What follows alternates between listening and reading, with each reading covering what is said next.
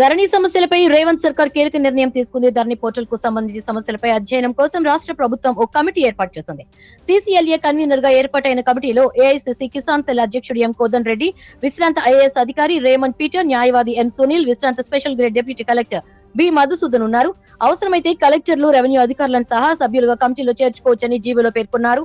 వీలైనంత త్వరగా అధ్యయనం చేసి సిఫార్సులు చేయాలని రెవెన్యూ శాఖ ముఖ్య కార్యదర్శి నవీన్ మిత్తల్ ఉత్తర్వులు జారీ చేశారు.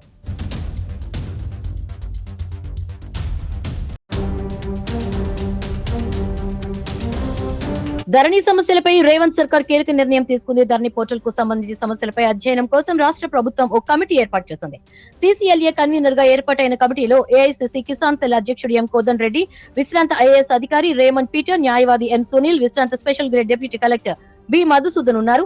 అవసరమైతే కలెక్టర్లు, రెవెన్యూ అధికారులను సహా సభ్యులుగా కమిటీలో చేర్చుకోవచ్చని జీవోలో పేర్కొన్నారు. వీలైనంత త్వరగా అధ్యయనం చేసి సిఫార్సులు చేయాలని రెవెన్యూ శాఖ ముఖ్య కార్యదర్శి నవీన్ మిత్తల్ ఉత్తర్వులు జారీ చేశారు.